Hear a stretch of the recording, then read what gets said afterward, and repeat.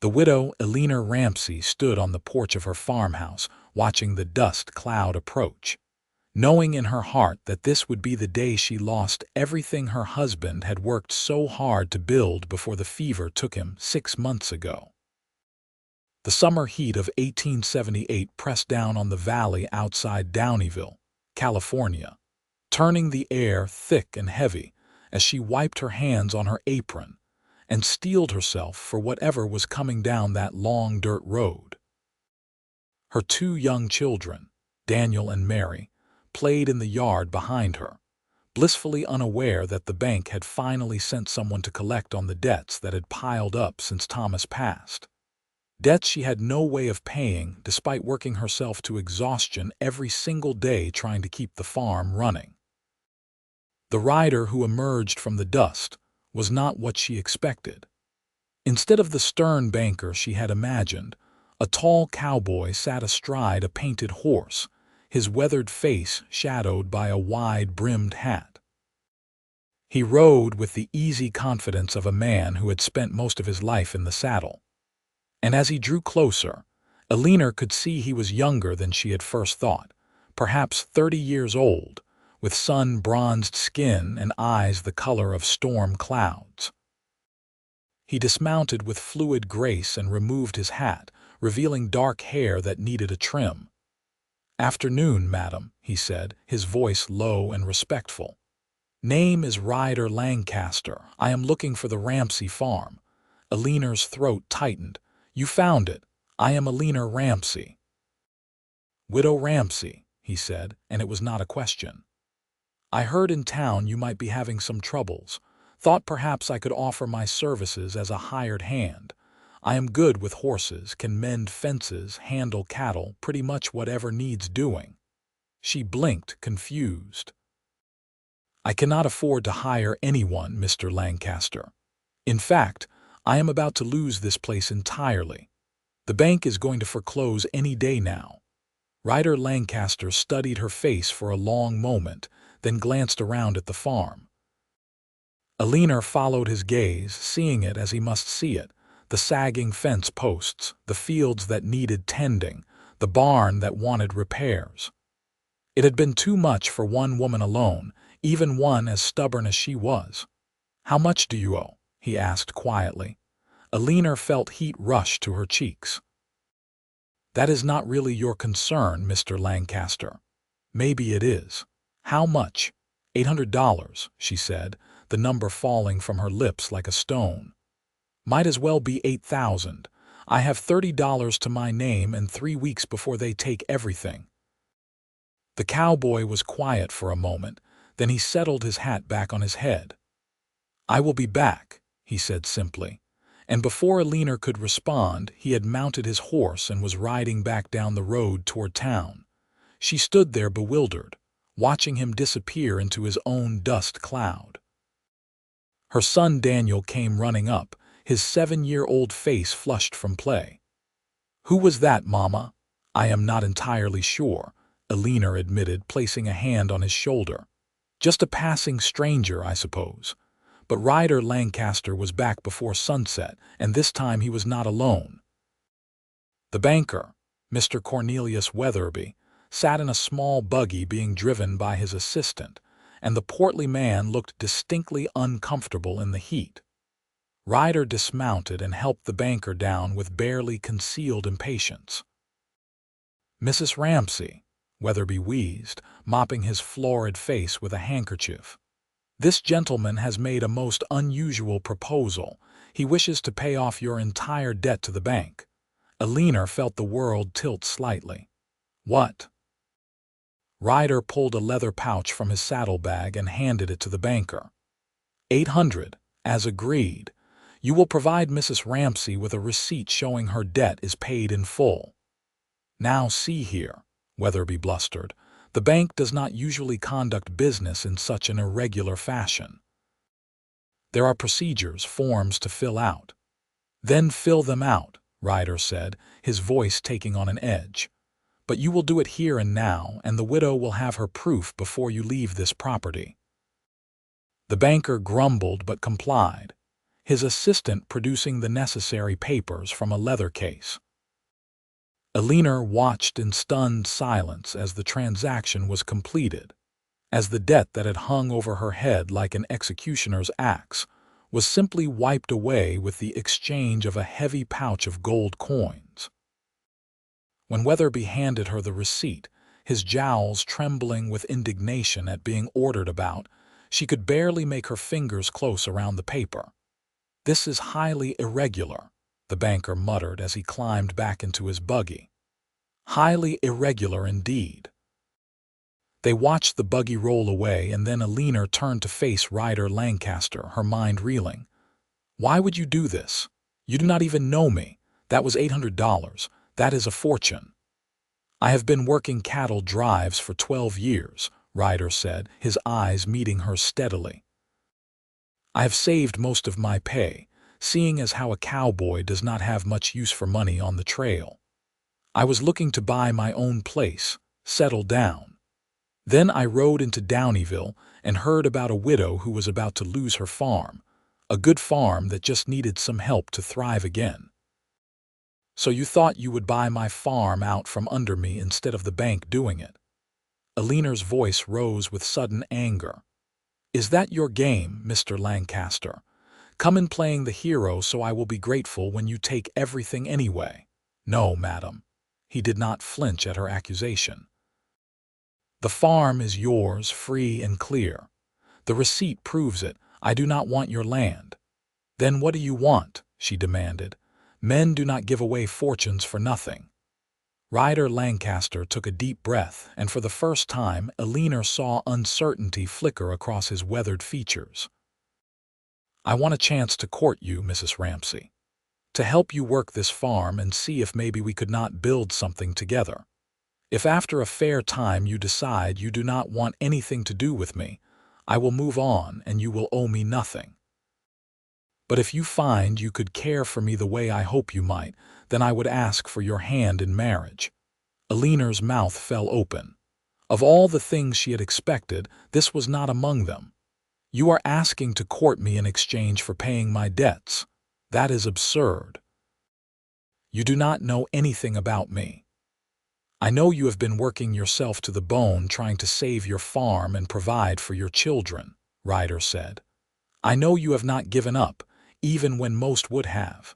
I know you loved your husband enough to fight for what he built. That tells me plenty about your character. And what if I say no? What if I tell you to leave right now?" "Then I leave," he said simply. "And you keep your farm. Like I said, you will owe me nothing." Eleanor stared at this strange cowboy who had ridden into her life like something out of a fever dream. She should send him away, should tell him his offer was inappropriate and insulting. But the truth was, she was exhausted down to her bones, and the thought of having help, of not facing every day alone, was so tempting it frightened her. "I loved my husband," she said finally. "Thomas was a good man, and it has only been 6 months since he died. I am not ready to think about marriage again." "I understand that," Ryder said. "I am not asking you to marry me tomorrow, just asking for a chance to prove myself, to work this farm and let you get to know me, however long that takes. Where would you stay? Barn has a loft." "I have slept in worse places." Eleanor looked toward the house where Daniel and Mary were peering out the window, curious about the conversation happening in the yard. She thought about the crops that needed harvesting, the fences that needed mending, the 100 tasks that were beyond her strength alone. She thought about the debt that had been crushing her, now miraculously lifted. "You work for your room and board," she said slowly. "Nothing more for now. You sleep in the barn loft, you take your meals with us, and you help with the farm. At the end of every week, if I want you gone, you go. No arguments. That is fair. And you will be respectful around my children. They have lost their father, and I will not have them confused or hurt. You have my word." Eleanor took a deep breath. "All right then, Mr. Lancaster, you have your chance." Over the following days, Ryder Lancaster proved to be a man of his word. He rose before dawn and worked until after sunset, tackling the hardest jobs with a quiet competence that Eleanor could not help but admire. He repaired the barn roof, mended all the broken fence posts, and worked the fields with a tireless energy that put her own efforts to shame. More surprising was how gentle he was with Daniel and Mary, always taking time to answer their questions, teaching Daniel how to properly care for the horses, and showing Mary how to whistle using a blade of grass. Eleanor found herself watching him more than she meant to, noticing the way his shoulders moved as he swung the hammer, the sound of his rare laughter when Daniel told a joke at supper, the careful way he handled injured animals with surprisingly tender hands. He never pressed her for more than she was willing to give, never presumed on his position, or mentioned the debt he had paid. He was simply there, steady and reliable, making her life easier in ways she had not even realized she needed. 3 weeks after Ryder arrived, Eleanor was in the kitchen preparing supper when she heard shouting from the yard. She rushed outside to find 3 rough-looking men on horseback surrounding Ryder, who had been working on the water pump. Their faces were hard, their hands resting near the guns on their hips. "We heard there was a widow living here," the largest of the men said, his eyes roaming over Eleanor in a way that made her skin crawl. "Thought maybe she could use some company, seeing as how she is all alone out here." "The lady is not alone," Ryder said, his voice calm but carrying an edge like a sharpened blade. "And she is not interested in your company. I suggest you move along." "We were not talking to you, Drifter," another man said. "Maybe the widow wants to speak for herself." Eleanor stepped forward, her heart hammering but her chin raised. "Mr. Lancaster speaks for me. You are not welcome here. Please leave." The large man grinned, showing tobacco-stained teeth. "Now that is not very friendly. We just want to water our horses, maybe get a hot meal." Surely a Christian woman would not turn away travelers. "Your horses can drink from the stream a quarter-mile south," Ryder said. "As for a meal, you will find that in town. Now I am asking politely, leave this property. And if we do not feel like leaving." The man's hand moved closer to his gun.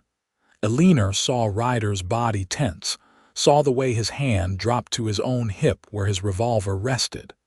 The air seemed to crackle with tension. But before anyone could draw, Daniel came running from the barn carrying the shotgun that had belonged to his father, the gun nearly as big as he was. "Leave my mama alone," the boy shouted, his voice cracking with fear and determination. "Daniel, no." Eleanor started toward him, but Ryder was faster, moving to place himself between the boy and the mounted men. "You heard the man of the house," Ryder said softly. "Time to go." Perhaps it was the sight of the child with the shotgun, or perhaps it was something dangerous in Ryder's eyes, but the 3 men exchanged glances and then the leader shrugged. "Not worth the trouble. Just a dried-up farm anyway." He spat on the ground and wheeled his horse around, his companions following. They waited until the riders were out of sight before Ryder gently took the shotgun from Daniel's shaking hands. "That was very brave," he told the boy, "and very foolish. You could have been hurt." "They were threatening Mama," Daniel said, tears starting to roll down his cheeks. "Papa said a man protects his family." "Your papa was right," Ryder agreed, kneeling down to the boy's level. "But you are 7 years old and that makes you brave, not yet a man. Next time something like this happens, you get your mama and sister into the house and bar the door. Let the grown men handle the fighting. Can you promise me that?" Daniel nodded, then threw his arms around Ryder's neck and sobbed. The cowboy held him, patting his back, and Eleanor felt something crack open in her chest.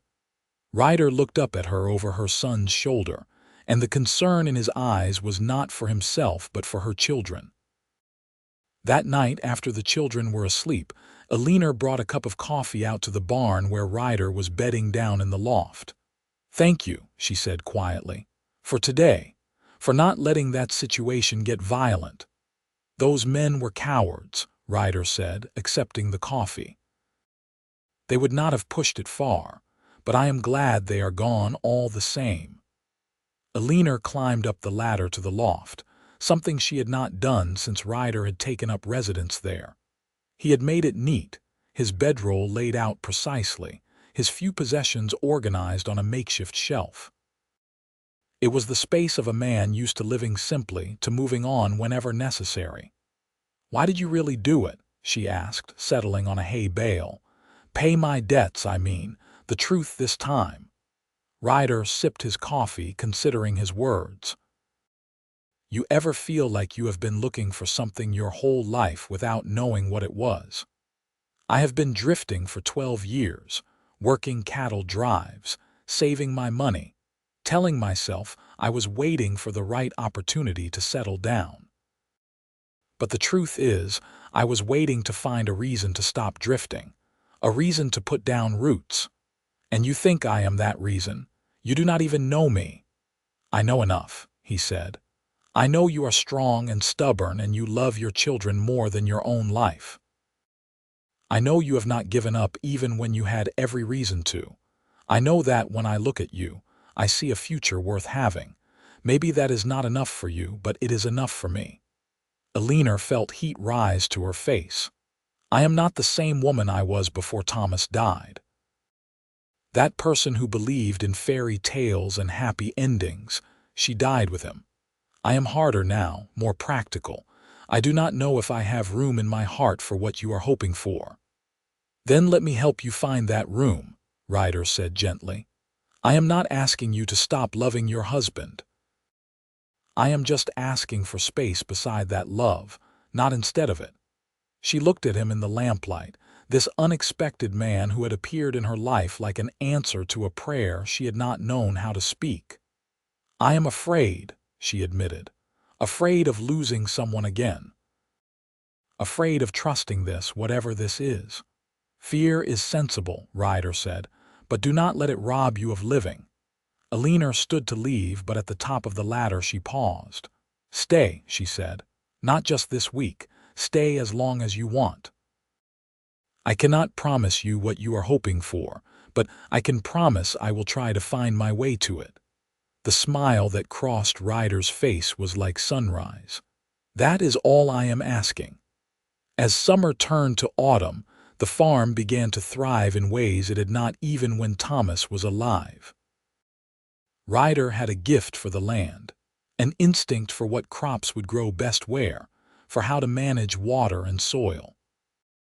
He rose every morning with purpose, and Eleanor found herself rising early as well, wanting to share those quiet dawn hours when the world was still, and the only sounds were the animals stirring and the coffee perking on the stove.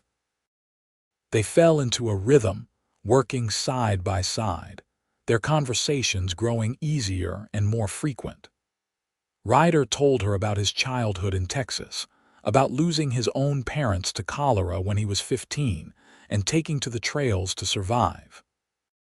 He spoke of the beauty and brutality of cattle drives, of storms and stampedes, of the vast open country that had been his home for so long. Eleanor found herself telling him things she had never told anyone, about her fears for her children's future, about the loneliness that had haunted her even before Thomas died, about dreams she had abandoned thinking they were foolish. "They are not foolish," Ryder told her one evening as they sat on the porch watching the sunset paint the sky in shades of orange and purple. The children were playing in the yard, their laughter floating on the cooling air. "Dreams are what keep us human." "What do you dream of?" Eleanor asked. "This," he said simply, gesturing at the farm, at the children, at her. "I dream of having a place that is mine, a family to care for, a woman beside me who sees me as I am and loves me anyway. I dream of waking up every morning knowing I am exactly where I am supposed to be." Eleanor felt her throat tighten. You barely know me, Ryder. How can you be so sure? Because I feel it here, he said, pressing a hand to his chest. I felt it the first time I saw you standing on that porch, trying to be brave even though you were terrified. I felt it every day since, watching you with your children, seeing how you never take the easy path if the right path is available. I felt it tonight, sitting here with you, feeling more at home than I ever have in my life. I am not ready, Eleanor whispered. I know, I can wait.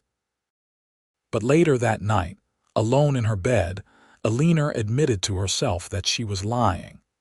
She was ready, or at least more ready than she wanted to acknowledge. She thought about Thomas less frequently now, and when she did, it was with gentle sadness rather than crushing grief. She found herself noticing things about Ryder. The way his eyes crinkled when he smiled, the rumble of his laugh, the competent strength in his hands. She noticed how her heart lifted when she heard his voice, how she looked forward to their evening conversations, how empty the house felt on the rare occasions when he had to go into town for supplies. She was falling in love with him, and it terrified her. The revelation came to a head on a cold October evening when Ryder did not come in for supper. Eleanor waited, keeping his food warm, until finally she could stand it no longer and went to the barn. She found him in the loft, shaking with fever, his face flushed and his eyes glassy. "How long have you been sick?" she demanded, pressing her hand to his burning forehead. "Just since this afternoon," he managed. "Thought I could work it off." "You foolish man." Eleanor's fear made her voice sharp. "Come to the house. You need proper care, not a barn loft." "Not proper," Ryder protested weakly. "Not right for me to be in your house overnight. I do not care about proper right now. You are burning up with fever. Now move, or I will drag you to the house myself." It took both of them working together to get Ryder down the ladder and across the yard.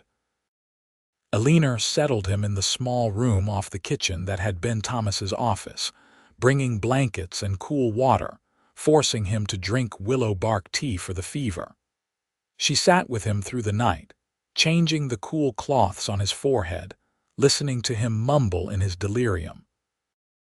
At one point deep in the night he grasped her hand. "Eleanor," he whispered, "stay with me." "I am right here," she assured him. "No, I mean stay with me, forever marry me, please." Her heart clenched. "You are delirious. You do not know what you are saying." "I know exactly what I am saying," he insisted, his fever-bright eyes focusing on her with surprising clarity. "Known it since the day I met you. I love you, Eleanor Ramsey. I love your strength and your stubbornness, and the way you hum when you cook, and how you always check on the children one more time before you go to bed. I love how you bite your lip when you are concentrating, and how you laugh at Daniel's terrible jokes. I love you, and I want to spend the rest of my life proving it to you." Eleanor felt tears spill down her cheeks. "You are sick. We will talk about this when you are well. Promise me we will talk about it." "I promise." Ryder's fever broke near dawn and he fell into a natural sleep. Eleanor sat watching him, her hand still clasped in his, and let herself acknowledge the truth. She loved him. Somewhere between that first day when he rode up her road and this moment, watching him sleep, she had fallen completely in love with Ryder Lancaster. The realization should have frightened her, but instead it felt like coming home. When Ryder woke the next morning, weak but clear-headed, Eleanor was still there. She helped him sit up and brought him broth, refusing to let him apologize for the trouble. "Do you remember what you said last night?" she asked quietly. Ryder met her eyes steadily. "Every word. You said you loved me." "I do. You asked me to marry you." "I did." He paused. "I know it is too soon. I know you are not ready. I should not have." "Stop talking," Eleanor said, and kissed him. It was gentle and tentative, the kiss of two people finding their way to each other through grief and fear and unexpected hope. Ryder's hand came up to cup her face, his thumb brushing away the tears that leaked from her closed eyes. When they parted, Eleanor rested her forehead against his. "I love you too," she whispered. "I tried not to. I told myself it was too soon, too fast, too much. But I do. I love you, Ryder Lancaster. Will you marry me?" His voice was rough with emotion. "Yes," Eleanor said. "Yes, I will marry you." Ryder pulled her close, and they stayed like that, holding each other as the morning sun streamed through the window. When Daniel and Mary came looking for their mother, they found them together, and both children broke into wide smiles. "Does this mean Mr. Ryder is going to be our new papa?" Mary asked, her 5-year-old face alight with hope. Eleanor looked at Ryder, who looked at the children with such open love it made her heart ache. "If that would be all right with you two," Ryder said carefully. "I know I could never replace your father, but I would be honored to be part of your family." Daniel walked over and took Ryder's hand. "Papa would like you," the boy said simply. "He would be glad Mama has you to take care of her." They were married 3 weeks later in the small church in Downeyville, with half the town attending. Eleanor wore her best dress, a blue calico that brought out her eyes, and Ryder had bought a new shirt for the occasion. Daniel stood up with Ryder, serious and proud in his role, while Mary scattered flower petals with more enthusiasm than precision. The Reverend spoke about love and commitment, about the bonds that tie families together, about new beginnings rising from sorrow. Eleanor barely heard the words. She was too focused on Ryder, on the way he looked at her like she was the answer to every question he had ever asked, on the strength of his hand holding hers, on the promise of the future they would build together. "I do," she said when the moment came, her voice clear and certain. "I do," Ryder echoed, and kissed her as the congregation applauded. The celebration afterward at the farm was simple but joyful. Neighbors brought food and well wishes, and there was music and dancing as the autumn afternoon faded into evening. Eleanor danced with her new husband, with Daniel and Mary, with old friends who had supported her through Thomas's death and the hard months after. "Happy?" Ryder asked as they swayed to a fiddle tune, the lanterns casting warm light over the yard. "Happier than I thought I could be again," Eleanor admitted. "You gave me back my life, Ryder, my farm, my hope, myself. I do not know how to thank you for that." "You just did," he said, "by saying yes, by trusting me with your heart and your children and your future. That is all the thanks I need." That night, after the guests had gone and the children were asleep, Eleanor and Ryder finally had time alone. They stood in the bedroom that was now theirs together, and Eleanor felt suddenly shy. It had been so long, and this was so different from what she had known with Thomas. "We do not have to," Ryder said gently, reading her hesitation. "We have the rest of our lives." "No," Eleanor said. "I want to. I am just nervous." "So am I," he admitted with a small smile. "Want to be nervous together," she laughed, and the tension broke.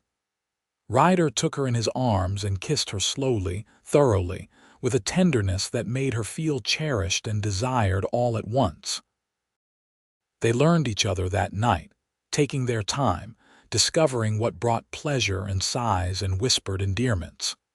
It was different from what Eleanor had known before, but it was beautiful in its own way, a claiming and a giving all at once. Afterward, lying in Ryder's arms as he traced lazy patterns on her shoulder, Eleanor felt a contentment she had thought lost forever. "I love you," she murmured against his chest. "I love you too, wife," Ryder said, the word carrying such satisfaction it made her smile. "Today was the best day of my life." "Mine too," Eleanor agreed and meant it. The winter that followed was hard but happy. The farm thrived under Ryder's care, and he proved to be a wonderful father to Daniel and Mary. He taught Daniel to ride properly, to handle a rope and a gun safely, to read the weather and the land. He had endless patience with Mary's questions, building her a dollhouse from scrap wood and teaching her to identify animal tracks in the snow. Eleanor watched her children blossom under Ryder's attention, watched them learn to trust again, to laugh freely. Daniel started calling him Papa sometime after Christmas, the words slipping out naturally, and Ryder had to turn away to hide the tears in his eyes. Mary had been calling him Papa since the wedding, with the easy acceptance of a 5-year-old who knew a good thing when she saw it. In February, Eleanor realized she was pregnant. She waited until she was certain before telling Ryder, choosing a quiet evening when the children were asleep. "I have something to tell you," she said as they sat by the fire, her hands folded over her still flat stomach. Ryder set down the harness he was mending. "What is it?" "We are going to have a baby. You are going to be a father." The look on his face was one Eleanor would remember for the rest of her life. Pure joy, mixed with wonder and a touch of terror. Truly, probably due in early September. Ryder pulled her into his arms, holding her close. "A baby," he said, his voice thick with emotion. "Our baby." "Are you happy?" "Happy does not begin to cover it," Ryder said. "I am overwhelmed, I am terrified, I am more grateful than I have words for. A baby, Eleanor, a child of our own." "We already have children of our own," Eleanor reminded him gently. "Daniel and Mary are as much yours as they are mine now." "I know that," Ryder said, "and I love them with everything I have. But this, a child that is part you and part me, that is something I never dared hope for. I love you so much." They told Daniel and Mary the next morning, and both children were excited at the prospect of a new sibling. Daniel immediately began planning how he would teach the baby everything he knew, while Mary wanted to know if she could help name it. The farm buzzed with anticipation as winter gave way to spring. But their happiness was interrupted in April when Cornelius Weatherby, the banker, came calling. He arrived with a sheriff's deputy, looking grimmer than Eleanor had ever seen him. Ryder met them in the yard, his body tense with wariness. "Mr. Lancaster," Weatherby said formally, "I am afraid I have bad news. The gold you used to pay off Mrs. Ramsey's debt, there are questions about it." Eleanor came out onto the porch, her hand instinctively moving to her rounded belly. "What kind of questions?" "There was a stagecoach robbery 3 months before Mr. Lancaster arrived in Downeyville," the deputy said, "a young man named Carson who looked uncomfortable with his task.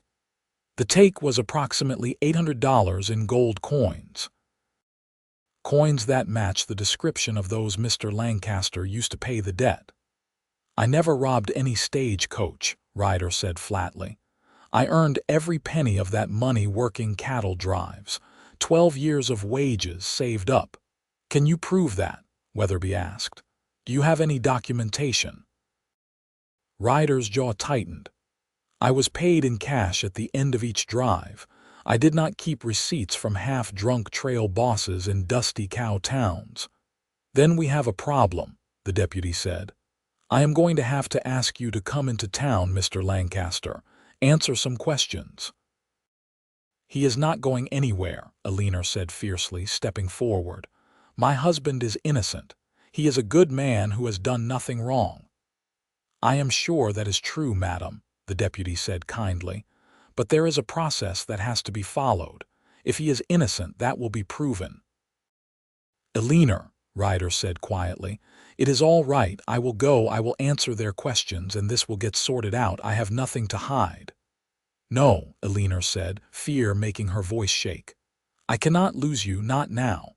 Ryder came to her and took her hands. "You are not going to lose me. I promise you, this is just a misunderstanding. I will be back before supper." But he was not back before supper. He was not back that night at all. Eleanor spent the dark hours pacing the house, unable to eat or rest, while Daniel tried to be brave and Mary cried herself to sleep.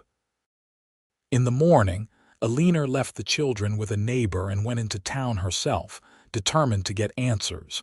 She found the sheriff, a grizzled man named Walt Henderson, in his office looking troubled.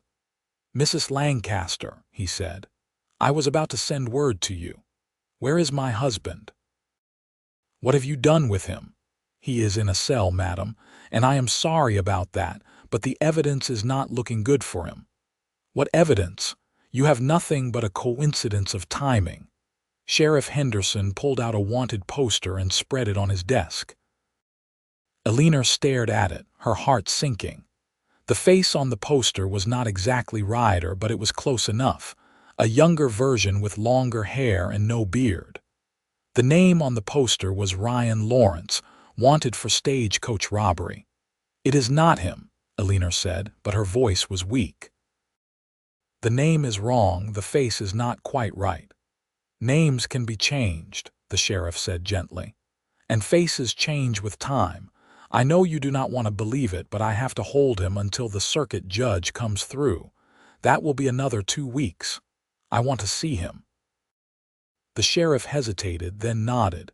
He led her back to the cells where Ryder stood at the bars, his face haggard. When he saw Eleanor, pain flashed across his features. "I am sorry," he said immediately. "I am so sorry, Eleanor. I never thought my past would come back like this." "Your past?" Eleanor felt cold. "What does that mean?" Ryder glanced at the sheriff. "Could we have a moment alone?" Henderson looked between them, then sighed. "5 minutes, I will be in my office." He walked away, leaving them with the illusion of privacy. "Tell me the truth," Eleanor demanded. "All of it." "I did not rob that stagecoach," Ryder said firmly. "I swear that on everything I hold sacred. But the man in that poster, Ryan Lawrence, that was me. 15 years ago, when I was running wild after my parents died, I got mixed up with some bad men, did some things I am not proud of. We held up a couple of stores, rustled some cattle. I never hurt anyone, but I broke the law." Eleanor felt dizzy. "You lied to me." "I did not lie. I told you I had been drifting for 12 years, and that is true. I left that life behind when I was 18. Changed my name, went straight, worked honest jobs. I have not broken the law since, Eleanor, I swear it. But they think you robbed that stagecoach. I know. And I cannot prove I did not because I was on a cattle drive at the time, moving through territory with no towns, no witnesses except cowboys who have scattered to the winds by now. It is my word against that poster, and my word does not count for much." Eleanor wanted to rage at him, to demand why he had not told her all this before, but looking at his face, she saw the fear there. Not fear for himself, but fear of losing her, losing their life together, losing everything he had built. "I believe you," she heard herself say.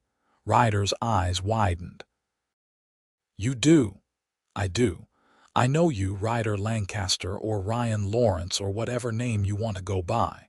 I know your heart. You could not lie to me every day, could not be the man you have been to me and my children if you were the kind of man who would rob a stagecoach. I believe you." He reached through the bars and she took his hands, holding tight. "I am going to fix this," she said. "I am going to prove you are innocent. Eleanor, there is nothing you can do. Watch me." She spent the next 2 weeks in a fury of activity. She telegraphed every town along the route of the cattle drive Ryder said he had been on, asking about records of drovers passing through. She talked to everyone who had ever worked with Ryder, gathering character witnesses. She even hired a lawyer from Sacramento, a sharp young man named Peter Morris who agreed to take the case. The day of the trial, the small courthouse in Downeyville was packed. Eleanor sat in the front row, Daniel and Mary beside her, her hand resting on her belly where their baby grew.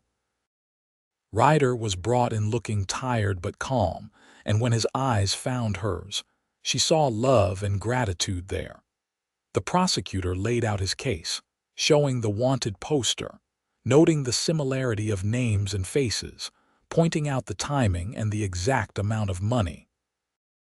It looked bad, Eleanor had to admit. But then Peter Morris stood up, and he was brilliant. He called witness after witness to testify to Ryder's character, to his honesty and hard work. He presented testimonials from 3 trail bosses who confirmed Ryder had worked for them over the years. And then he produced his masterstroke, a telegraph from a town in Nevada confirming that a cattle drive matching Ryder's description had passed through at the exact time of the robbery, 200 miles away.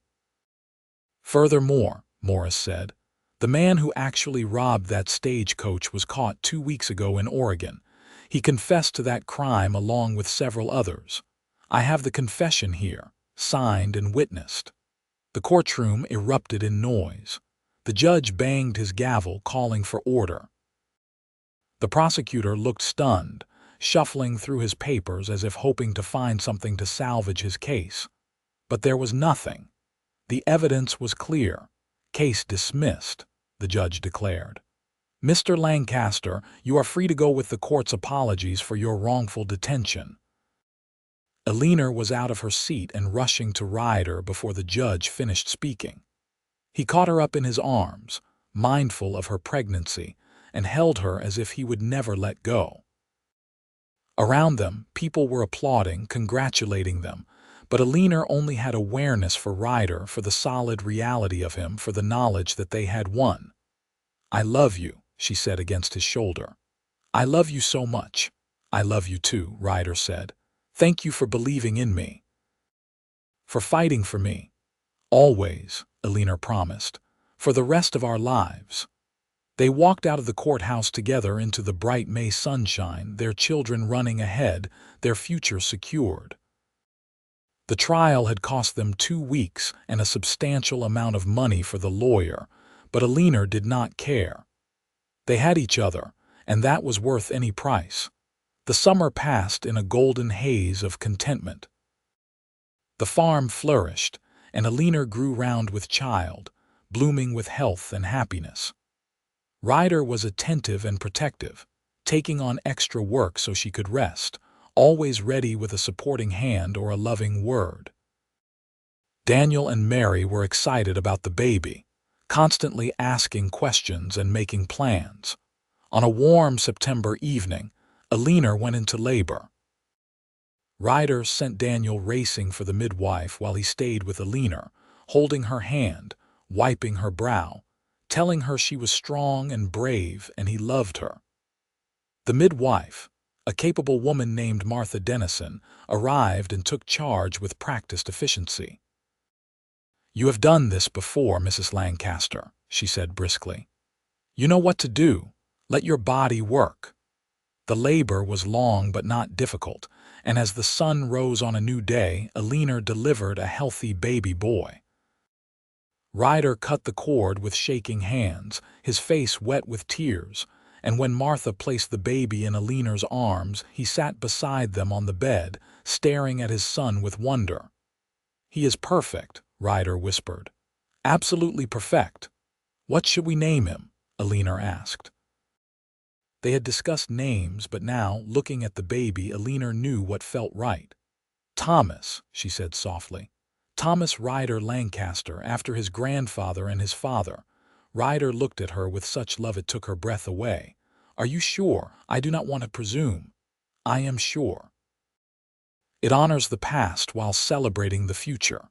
It is perfect.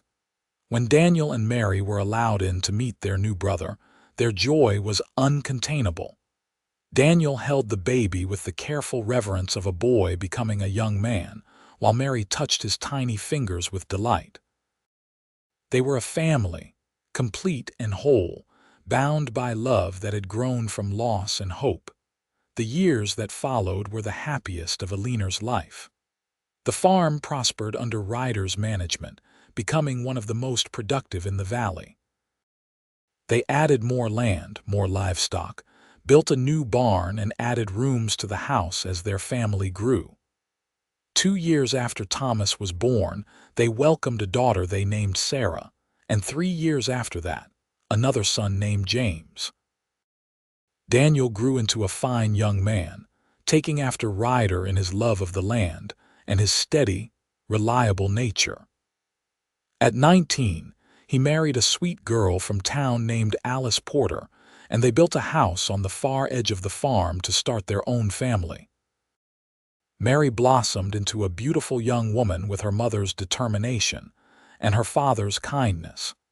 She became a teacher in Downeyville, educating the children of miners and farmers with patience and creativity. Thomas, Sarah, and James grew up surrounded by love and laughter, never knowing the hardship their mother had endured before Ryder came into their lives. They learned the value of hard work, the importance of family, and the power of love to transform everything it touched. On their 20th wedding anniversary, Ryder and Eleanor stood on the porch of their farmhouse, watching the sun set over land that had been paid for with love and faith. Daniel's children played in the yard with their younger siblings, and the sound of their laughter filled the air like music. "Did you ever imagine this?" Eleanor asked, leaning into Ryder's embrace. "That day you rode up this road, did you think it would lead to all of this?" "I hoped," Ryder admitted. "I dreamed, but this exceeds anything I could have imagined. You gave me everything, Eleanor. A home, a family, a purpose. You gave me love when I did not think I deserved it. You gave me those things too," Eleanor said. "You saved my life in every way a person can be saved. You gave me back my hope and my heart."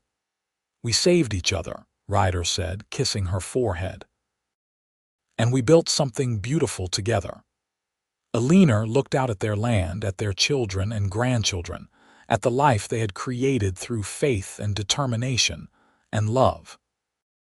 She thought about that desperate woman who had stood on this porch 20 years ago, watching a stranger ride toward her, not knowing he was bringing salvation. "We did," she agreed.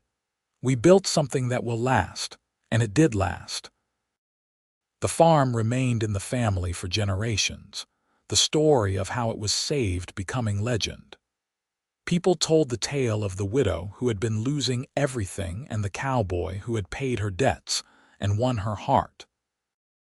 They spoke of the love that had grown from desperation and hope, of the family that had been forged in the fires of hardship and blessed with joy.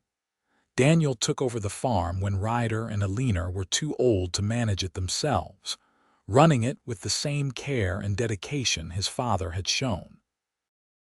Mary's children became teachers and business people, carrying their grandmother's determination into new endeavors. Thomas, Sarah, and James all remained close to the land, building their own lives while staying connected to their roots. Ryder and Eleanor lived to see their grandchildren grown and their great-grandchildren born. They spent their final years in the house Ryder had helped save, surrounded by family, secure in the knowledge that the love they had built would endure long after they were gone.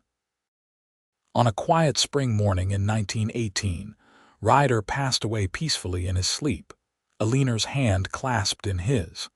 He was 70 years old and had lived a full, rich life. Eleanor followed him 6 months later, unable to bear being apart from the man who had been her salvation and her soul mate. They were buried side by side in the Downeyville cemetery, their headstones simple but eloquent. Together in life, together in death, together forever in love. The farm continued to thrive, generation after generation carrying on the legacy of faith and hard work and love that Ryder and Eleanor had established. And on quiet evenings, when the sun set over the valley and the air was soft with approaching night, some said you could still feel their presence. Two souls so entwined that not even death could separate them. The story of the widow and the cowboy became part of the fabric of Downeyville, told and retold, embellished and remembered. But the essential truth remained constant, that love, true love, could overcome any obstacle, that faith and courage could transform desperation into hope, that sometimes salvation came riding down a dusty road in the form of a stranger who turned out to be exactly what you needed. even when you did not know you needed it. And in the hearts of their descendants, in the land that bore the mark of their devotion, in the legacy of love they left behind, Ryder Lancaster and Eleanor Ramsey lived on, proof that some stories never truly end, but continue echoing through time, inspiring each new generation to believe in the power of love to save us all. Years later, when Daniel was an old man himself, he would tell his grandchildren the story of how his mother had nearly lost everything, and how a cowboy with a kind heart and a brave soul had saved not just their farm but their entire family. He would speak of the love between his mother and Ryder, a love so strong it had carried them through hardship and trial, through fear and uncertainty, to a place of peace and joy. Remember, he would tell the children, that love is not just a feeling. It is a choice, a commitment, a willingness to sacrifice for those you care about. Your grandfather Ryder chose to love your grandmother Eleanor before he even knew if she would love him back. He gave everything he had to save her, not knowing if she would accept him. That is real love, the kind that changes lives and builds legacies. And the children would listen, wide-eyed, to the tale of their ancestors, learning the values that had built their family: faith, courage, sacrifice, and above all, love. They would grow up knowing they came from something special, from a love story that had defied odds and exceeded expectations.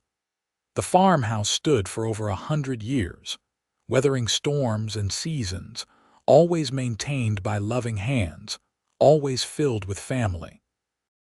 The land continued to produce, nourished by the same streams and blessed by the same sun that had sustained Ryder and Eleanor.